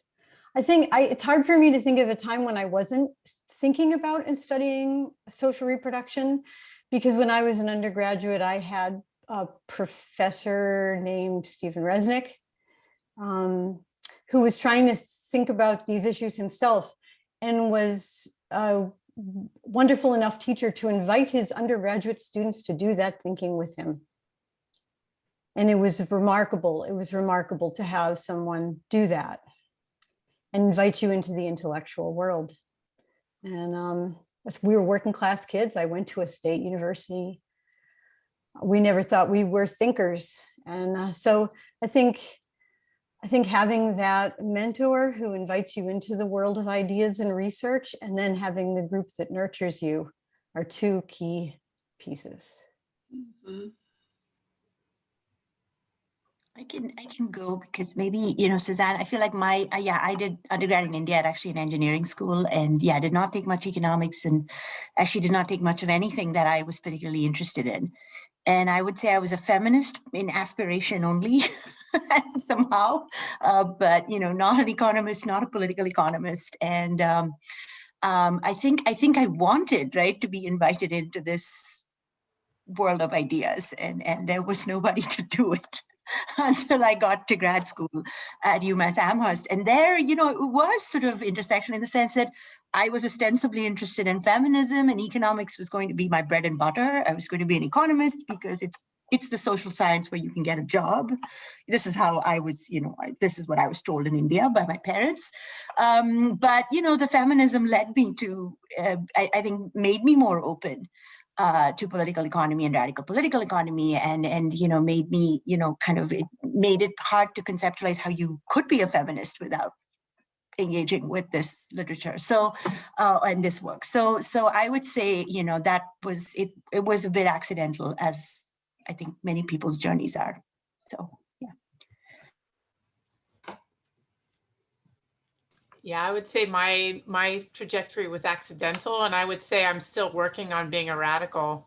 I'm not there yet. I was what we call neoclassically trained in a very conservative economic tradition, but I had grown up in Beirut, Lebanon, and I witnessed the civil war there. And for me, it was all about material. Like, everybody kind of portrayed that as a war between religions. And for me, it was so obvious, even from a young age, that it was actually about a battle over material well-being.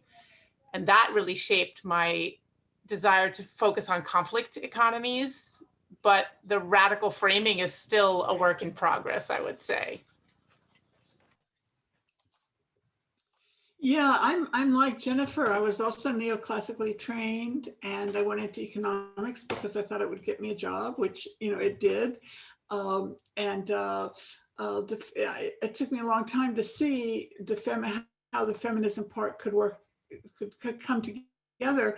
But one thing I noticed when I was in graduate school, I kept thinking, when are they going to teach us the real economics about, you know, why people are rich and why people are poor and why we have shitty stuff that kills us and everything.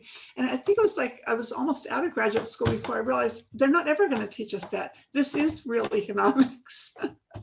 So I feel like my journey has always been to get away from that, you know, rely on my neoclassical training, but to forge new avenues and move forward in new ways. And I'm very lucky to have landed in an anthropology department where it's really a different, much radically different way of looking at economics than I was trained in. So like Jennifer and Drew, I also am neoclassically trained, but I went to UMass. UMass has 2 econ departments, and the atmosphere at UMass, of course, requires you to, you know, it opens you up to all of these different thoughts. But I also have to acknowledge my undergraduate and, you know, just sort of my interests even before graduate school were on ecological issues and on development issues, and we're talking about those issues, you know, and then trying to put everything in mathematical equations, that's just not, there's all the dissonance, right? And so actually, it took me a while after graduating with a PhD to find my way to, you know, like in theoretical terms, to find my way to, you know, radical political economy. And it was a struggle. But again, I think for me, the political questions and the political projects are really what have guided me. And that's what's made the journey, difficult, but also worthwhile. So, for those of you who are, struggling with, not knowing where you are, I mean, it's not like, or not knowing whether you are in the right place, you can find your way. But it's been very helpful to have people along the way helping. So finding your people, but also kind of maybe, find what you are really interested in. And even if that can't be your bread and butter, like others have said, it can at least be something that keeps you motivated and keeps you going every day, right? Beyond just the work stuff. I guess I go. I, like a lot of people, my undergraduate was in Delhi University. I was doing economics. I've been doing economics since I was 18. It was very, people are using the word neoclassical for people not from economics, just so you know. Economics became quite formalized and narrow in the 1970s and 80s in particular. And this is partly because of the Cold War. And so for many of us, the Cold War and the US Reagan Revolution and Cold War shaped what was taught in economic schools. It's not just it shaped policy, it shaped what people were allowed to learn. And so what you're seeing, we are probably dating us. What you're seeing is that many of us went through college and graduate school at a time when globally that approach dominated. What's interesting is I do think it's more open now for people coming after us, partly because it's become so clear that there are enough problems that need a different perspective. So the kind of tensions many of us faced in the 80s and 90s, where that Cold War view, that Reaganomics view dominated everything, I think that's eased up. I think the field is opening up. At the same time, I do think that with or without that, figuring out how to combine your passions with your work, for all of us, I would say it has happened because we made that a project which we don't just do individually or compartmentalize. We worked with colleagues, we worked with friends. For me, the local community and local community activists really feed me. And that effort to live an integrated life where other people and communities and people around you support you. It's not just my theory of social reproduction. I think that's how I have reproduced my own self and how I have managed to actually survive and thrive in academia. I don't think I could have done that on my own. So that's what I would say. I think all of us are living proof that social reproduction works.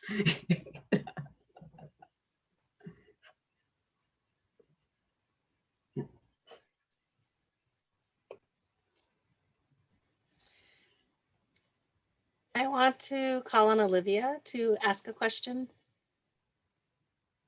Hi, everyone. Thank you so much for your talks and for being here today. I'm joining from Witwatersrand in West Seattle. I'm a graduate student in the Human Geography department at UW Seattle. So to Jennifer's, you went to economics. I'm in Human Geography still. I'm specifically, my question comes from, I was in a Black Geographies course last quarter, and I've been thinking through the work of Cedric Robinson and Sylvia Wynter and framing kind of their articulations of the world, specifically Cedric Robinson's book, Black Marxism, The Making of Black Radical Tradition, and Sylvia Wynter's piece, Unsettling the Coloniality of Being, thinking of those two pieces specifically. And I was just wondering how you understand or see Federici or this idea of social reproduction theory to be in tension or in conversation with the framings and ways that folks like Cedric Robinson may articulate the evolution of capitalism or where that labor source comes from or where white supremacy is situated in that historical trajectory. And I don't have it necessarily directed at anyone. Obviously the class analysis is salient tonight, but I wondered if anyone has thoughts about that piece.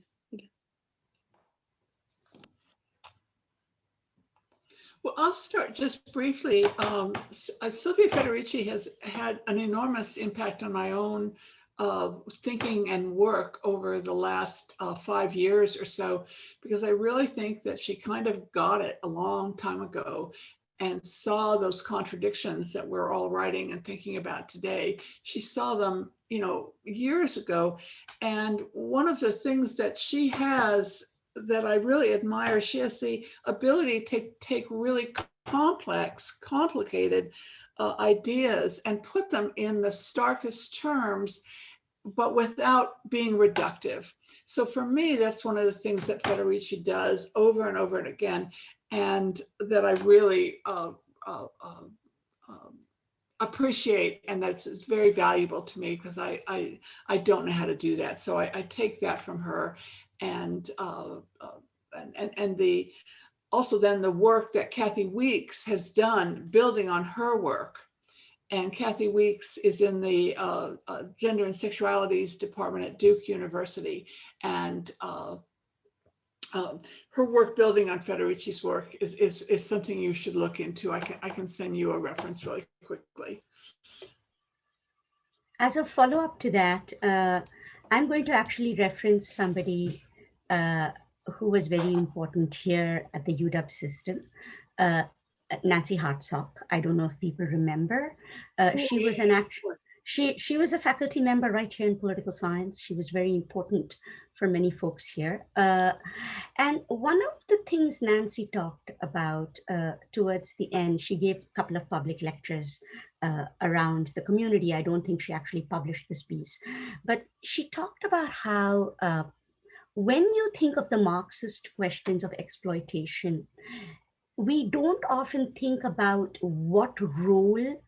We think of identity as something that you sort of map on to work, right? And so one of the things she asked was, is there something about the irreducibility of the body that changes your understanding, your actual theory of labor, right?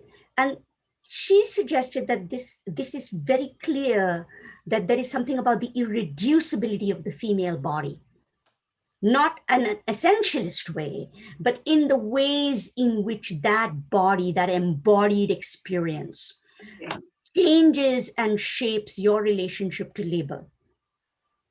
And that the body gets meaning through labor, but that doesn't just mean the body works. It means that gendering happens through labor, if you know what I mean. Gender division of labor makes gender. It doesn't just reflect it. Like you become gendered by what you do, right? And this is something that's part of the performative, right? How do you become female as you enact it, and you get hailed into that role. And I think that we've never really fully understood what that means for intersectionality. And this is just me speculating now. But I think that if you look at some of the work on Black Marxism and some of the work on racial capital, there might be something about the irreducibility of the Black body that Wintner and the others are trying to point out, the way in which we think of and see the body. And for me, like coming from South Asia and our histories, the irreducibility of Kuli, which is a word that comes from my mother tongue, Kuli is a Tamil word, that there are ways in which particular forms of labor are associated with particular rules, but they become embodied, they become known, they become seen as your rural, your urban. Think of the way we actually talk about people. Is this a rural person? Is this an urban person? Is it right? We talk about people in terms of, are they doctors, lawyers, engineers, right? There's ways in which what we do, what we think becomes really built in. And so I think that in terms of where I think Federici could be expanded, would be to really take some of these ideas, these very smart and complex ideas she has about social reproduction, and carry it forward to embodiment in a much richer way. And that, I think, is what a lot of Black and other Marxists have been wondering about, because I think intersectionality as simply addition, I add gender, I add race, it doesn't do it. you might actually want to think about the embodiment of labor as a core element of that. This is just theoretical speculation, but that's what I would say. Yes. I would maybe add, I'm still thinking about this, so I'm not sure, but I would add Himani Banerjee's work, Yeah. right, which also kind of tries to grapple with this. So that might be another person to read. Yeah. Smriti, could you put that in the chat, the name? Yeah, thank you all for that. Charu, that made me think. Catherine McKittrick writes specifically. I think kind of what you're talking about. If you aren't familiar with her work, I think that would be really interesting. Definitely add it in there. Okay, well, steeped in the Black radical tradition, but really thinking about embodiment and body and the Black body. Yeah. And Jennifer's added Saidiya Hartman. So yeah, you can so begin to see it all coming up.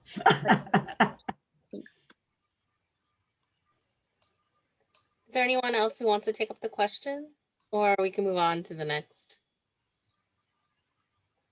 Okay, I'd like to invite Yaya to ask the next question. Hello, everyone. This was an excellent panel. Thank you very much, friends. Seeing faces, hearing voices, really nice. My question is to Smriti, but it's not only to you, Smriti, like to the question of state, because yours is the most, in a way, giving an edge to it. And the first thing that came to my mind, what about a more intermediate municipal level? Kerala, of course, is one example, the fantasy of left, and then also, of course, another fantasy of left now is Rojava, and it's a kind of an anti-state movement that foregrounds social reproduction, but kind of taking the question of the state at a more intermediate, regional and local level. So that may be one way to think about. Municipal also is social reproduction, of course, right? The whole Hamas, of course, Jennifer, that's their power in terms of the capacity to organize, in Hezbollah, in Libya, Lebanon, organize social reproduction. So maybe that might be one way to approach state question at a non-nation state, but at a lower level. No, yeah. Thank you very much again, by the way. Yeah, of course. Thank you for the question, yeah, and thank you. Yeah, it's really nice to see you again after a long time. But yeah, no, absolutely. A more decentralized, kind of notion, smaller units of the state. Absolutely. I completely agree. And certainly that is, at least in the Indian case right now, one of the things that the regime in power is explicitly trying to do is to centralize, right? And to move those local units of power, disempower them so that the power lies at the center. And I'm sure, that is probably a tactic you're familiar with in, other contexts like Turkey and elsewhere. So clearly, countering that and thinking about much more local governance is super important. Someone can correct me, and Sirisha, you can jump in, but in the Indian case, maybe the example I'm thinking of is Delhi. Like, I don't know that has been as clear a tactic that has been employed, right? Targeting the municipality. There's a village level decentralization that happens somehow, but I don't know that targeting that has been quite as explicit a strategy outside of some of places like Kerala or to some extent Tamil Nadu and so on. But yeah, that's a great point. So if I can add, is that how can you have a decentralized state and a state that actually caters to everyone's needs in the face of such deep inequality, right? So, my dissertation work was on communities, right? And, at that time, community forest management and communities, this is the Ostrom type, where communities, and of course they can be very, very empowering, but what happens when there is, all sorts of inequalities, whether that's racial or caste or, in the Indian case, caste, but, economic. And so it's sort of a chicken egg problem. Of course, we want to retain, that kind, we want to fight for that. But how can you do it without also fighting all of these other, kind of isms or whatever, right? Like, how do you do that? Like, you just can't. And in India, like a lot of these are kind of very, rooted in like centuries, right? Talking about embodiment, right? And that's what, like, you are no longer a person, an individual, which, and I'm not calling for, that we need to, talk about the individual, but like you are, you embody a certain, role in or a position in society. And that means that, on paper, you can be a leader of the local state, or subnational or regional state, and it still doesn't necessarily mean a social transformation, which is, what we're after. Yes, I think that's There are these contradictions. I think that's a really important point, Sirisha, and it brings me to another thought that's just recently in the news, and that is the power of the state when it decides to annihilate a group of people. And just recently, the African-American movement MOVE is back in the news because it turns out that they have been keeping the bones of one of the children in a laboratory at the University of Pennsylvania. It is absolutely horrific. I mean, just beyond description for me. And now they are moving to change that. And I will put a link in the chat right now about a press conference they just had, I think it was yesterday. And I encourage you all to listen to it because it's heartbreaking. And I did not know much about MOVE until really quite recently.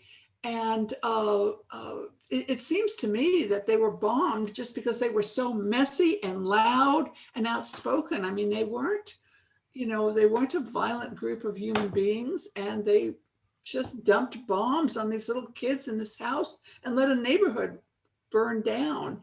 So the state, at that larger level has this horrific amount of capability. And so as we think about social reproduction, we also have to think, how do we restrain the power of the state? Because that stuff did not happen all that long ago. And yeah, so that's all. I just wanted to add that there. And I'll put this link in the chat because I think just listen to the first few minutes of it. And if I was almost in tears. If I can, Chingy, I know that you are curating the questions. We have one more question in the queue to be asked, and we're not going to be able to get to all our questions, unfortunately. Yeah. So let me ask should I ask the last person to ask the question? Yeah, sure, go for it. And then I'll add one more just so that we can do it all together. Go for it. Okay, we're almost close to time, so perhaps folks could keep their answers more brief. I would like to ask Enid to ask the question. Yeah, I'm happy to forego the question to start. Sure. Thanks, Enid. So this question is actually for Jennifer Cohen. It comes from June. It was in the chat. And hi, June. June took a class with me. And I wanted to ask Jennifer Cohen to respond to the question, which is how does this issue of the endogeneity of COVID get taken up in terms of radical and solidarity economies and alternates? I was just typing an answer, so I'm going to read from that. But my response is that endogeneity allows and requires and enables thinking critically about the systems that create the conditions in which COVID is unfolding. And in that way makes more visible injustice and oppression and exploitation, which means that the need for alternatives is even clearer. And then there are particular aspects of it that highlight just how off we are from addressing things that are global problems like pandemics when we start with approaches like vaccine nationalism instead of solidarity. Right? So I would say that it just makes it even clearer. Like part of the point of endogenizing and thinking about it that way is because it highlights hierarchies. And those are what are to be addressed in alternatives.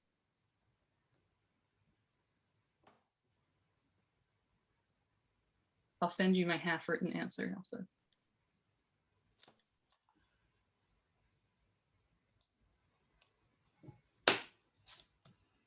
Any closing words, Charu? Just really thank you to you and the creative writing class for opening this space. I realize that when you are in a creative writing class, to have a bunch of economists descend on you is not always easy. I'm just really so grateful that you all gave us a chance to do this. Thank you. Thank you, everyone. Thank you so much to the FRPE Collective for all your amazing talks. And thank you, everyone, for joining us. You can see in the chat, we have 2 more upcoming events. One next Thursday at the same time, 6 to 8, with Dr. Kale Fajardo, continuing to think about mutual aid and solidarity and his own positionality in terms of trans studies. And the following week, we also have an artist coming who also runs a woman of color bookstore in the Bay, coming to talk about that. And there's an invitation also, if folks are interested, to join our class for 3 speculative storytelling sessions. And we will be reimagining in a creative way, work, labor, and a lot of the questions that we're talking about tonight. So I hope you will join us. And thank you so much for coming. And I hope you all have a wonderful evening. And you again. And I see Kim England. Thank you to the Harry Bridges Center for sponsoring this series at UW Bothell. We couldn't do it without your support. Oh no, it's been brilliant. I've loved it. It's been absolutely brilliant. Thank you so much.